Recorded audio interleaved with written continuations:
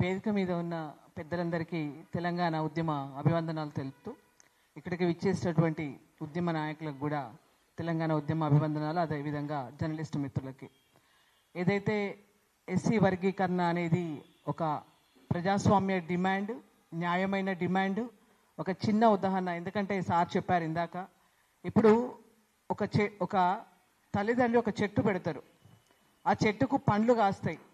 పండ్లు కాస్తే ఒక కొడుకుకే అవి చెందాలి అంటే అది న్యాయమా? అది ప్రజాస్వామ్యమా? అంటే మరి మిగిలిన కొడుకులు వాళ్ళు తినకుండా వాళ్ళు చచ్చిపోవాలా? వాళ్ళు బతకొద్దా ఇంకా సమాజంలో? అంటే ఒక్కడికే న్యాయం జరుగుతుంది అంటే అది ఎంతవరకు సమంజసం? తర్వాత ఇంకొకటి ఏంటంటే, ఈ వర్గీకరణ పేరు మీద విడగొట్టొద్దని చెప్పి కొంతమంది కవులు, కొంతమంది మేధావులు కూడా రాస్తూ ఉన్నారు. విడగొట్టొద్దు అంటే ముందు మీరు కలుపుకోండి. మీరు కలుపుకుంటే అసలు ఎందుకు విడిపోతారు? అది కూడా మనం ఆలోచించాలి కదా. కాబట్టి మేధావులు కానీ, ఇవాళ మరి ఉద్యమకారులు కానీ అందరూ కూడా ఆలోచించాల్సినటువంటి విషయం ఏంటంటే, సమాజంలో అందరు బతకాలి, ప్రజాస్వామ్యంలో అందరికీ న్యాయం, మరి సమానమైన న్యాయం దక్కాలి. అదేవిధంగా సమాజంలో ఉండే ఫలాలు అందరికీ కూడా దక్కాలి. అంతేగాని కేవలం ప్రజాస్వామ్యం పేరు మీద కేవలం ఆ ఫలాలని కొంతమందే మేము అనుభవిస్తాము. ఇందాక తిరుమల సార్ చాలా బాగా చెప్పారు. ఎందుకంటే ఇవాళ ఒక కుటుంబం నుండి అయితే వాళ్ళ కొడుకు, వాళ్ళ మనవడు, వాళ్ళే మంత్రులు, వాళ్ళే ఎమ్మెల్యేలు, వాళ్ళే ఎంపీలు.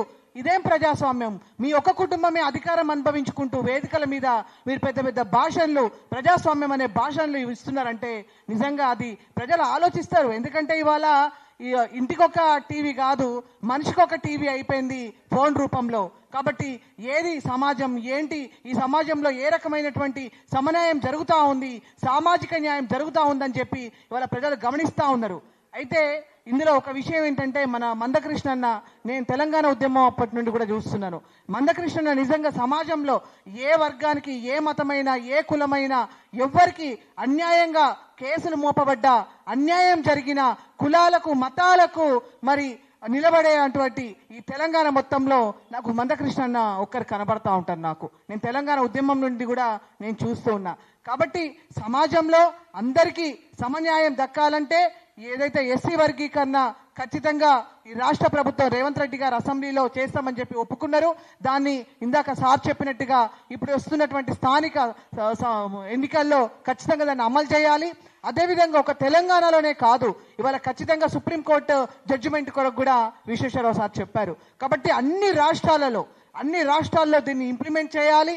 కాబట్టి ఒక చెట్టుకి ఏదైతే ఫలాలు దొరుకుతాయో అది అందరికి కూడా సమానంగా దొరకాలి. కాబట్టి మరి ఎవరైతే మమ్మల్ని ఈ ఎస్సీ వర్గీకరణ మీద విడగొట్టొద్దని చెప్పి మాట్లాడేటువంటి మేధావులు కావచ్చు, నాయకులు కావచ్చు, వాళ్ళందరూ కూడా ఆలోచన చెయ్యండి. కేవలం ఏదైతే ఆ రిజర్వేషన్ ఉందో కేవలం కొన్ని కుటుంబాలకే పరిమితం చేసుకోవాలా? ప్రజాస్వామ్యంలో అది నిజమైన న్యాయమా అనేది మీరు ఒకసారి ఆలోచన చెయ్యండి. ఇవాళ ప్రజలందరూ కూడా ఇవాళ ప్రశ్నించే దిశగా చైతన్యమై ఉన్నారు. కాబట్టి మనం ఇటువంటి తప్పుడు విధానాలు మనం సమాజంలో చెప్తే మనమే చులకనగా అయిపోతారు. కాబట్టి ఖచ్చితంగా ఈ న్యాయమైన డిమాండ్ని ఖచ్చితంగా ఇంప్లిమెంట్ చేయాలి. మరి ఈ ఎస్సీ వర్గీకరణకు తప్పకుండా దానికి ఒక న్యాయం జరిగే వరకు మేము మరి ఆ న్యాయ పోరాటం చేసే అటువంటి మరి ఉద్యమకాల వెంట ఉంటామని చెప్తూ, మరి ఈ న్యాయపరమైన డిమాండ్ని అందరూ కూడా, సమాజం అంతా కూడా దీనికి తోడుగా ఉండాలని చెప్పి కోరుకుంటున్నాను. నాకు ఈ అవకాశం ఇచ్చిన మీకు అందరికీ కూడా తెలంగాణ ఉద్యమ అభివందనాలు. ఇంకొకటి చెప్పదలుచుకున్నాను. నిన్న కవిత గారు ఇందిరా పార్క్ దగ్గర మరి బీసీల కొరకు ఆమె ధర్నా చేసింది. నిజంగా మాకైతే ఎంత జోక్గా ఉందంటే 2025 జోక్గా కనబడతా ఉంది. మహిళా రిజర్వేషన్ ఆమె అంటది, మరి ఇప్పుడు బీసీలకు కూడా రిజర్వేషన్ కావాలంటది. మరి వాళ్ళ తండ్రి గారైనటువంటి కేసీఆర్ గారే 30 స్థానిక సంస్థల ఎన్నికల దానికి రిజర్వేషన్కి 35 రిజర్వేషన్ ఉన్నదాన్ని 25కు తీసుకొచ్చిండు. అంటే 45 ఉన్నదాన్ని 25కు తీసుకొచ్చిండ్రు. అంటే రిజర్వేషన్ వాళ్ళే తగ్గించి ఇప్పుడు వాళ్ళు ఓడిపోగానే మేము బీసీల కొరకు ఉన్నాము అని చెప్పి అంటే అప్పుడు తెలంగాణ ఉద్యమాన్ని పట్టుకున్నారు కాబట్టి ఆవిడ ఇందాక సోదరులు చెప్తారు మందకృష్ణన్న తెలంగాణ ఉద్యమంలో సామాజిక న్యాయం అన్నారని. ఆ నిజానికి మందకృష్ణన్న సామాజిక న్యాయం అన్నారు.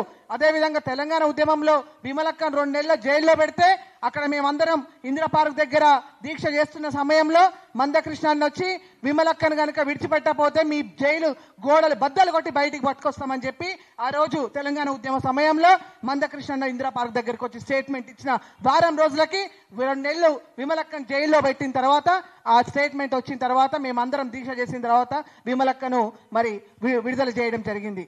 కాబట్టి ఇటువంటి ఎన్నో జరిగినాయి. ఇవాళ కేసీఆర్ వాళ్ళ కుటుంబానికి ఏం ఇష్యూస్ దొరకట్లేదు. వాళ్ళు ఇవాళ బీసీల ఉద్యమం అని ఎత్తుకున్నారు వాళ్ళు. కాబట్టి ప్రజలు చైతన్యవంతంగా ఆలోచన చేయాల్సినటువంటి అవసరం అయిపోయింది. 10 ఏళ్ళు దొరల పరిపాలన అయిపోయింది. ఈ 10 ఏళ్ల పేరు మీద వాళ్ళు భూములు దోచుకున్నారు. వాళ్ళు ఈ తెలంగాణ ప్రజల యొక్క ఆస్తులు దోచుకున్నారు. ఇవాళ నిజమైన ఉద్యమకారులని, నిజంగా తెలంగాణ కొరకు త్యాగం చేసినటువంటి వాళ్ళని రోడ్ల మీద పడేసినటువంటి పరిస్థితులు మనం చూసినాం. కాబట్టి ఇప్పుడు వీళ్ళు చేసినటువంటి తప్పుడు విధానాల మీదనే వీళ్ళ మీద కేసులు ఉన్నాయి. మరి ఆమె ఆల్రెడీ జైలుకు పోయి వచ్చింది. ఇవాళ వాళ్ళ కుటుంబ సభ్యుల మీద కూడా కేసులు అయినాయి. కాబట్టి ఖచ్చితంగా ఇవాళ బీఆర్ఎస్ ని మరి కేసీఆర్ కుటుంబాన్ని ప్రజలు నమ్మే దిశలో లేరు. మీరు ఏం ధర్నాలు చేయండి, మీరు ఇవాళ అమ్మాడినా కూడా ఇవాళ ప్రజలు నమ్మే పరిస్థితిలో లేరు. కాబట్టి ఇవాళ కవిత బీసీ రాగం ఎత్తుకుంది. కవిత మీరు అధికారంలో ఉన్నప్పుడు బీసీలను ఏ రకంగా అనగదొక్కిండో ప్రజలందరూ చూసిండ్రు. కాబట్టి మరి ఖచ్చితంగా వీళ్ళని నమ్మే పరిస్థితే లేదని చెప్పి తెలియజేసుకుంటూ ఈ అవకాశం ఇచ్చిన మీ అందరికి కూడా మళ్ళొకసారి తెలంగాణ ఉద్యమ అభివందనాలు చెప్తూ జై తెలంగాణ.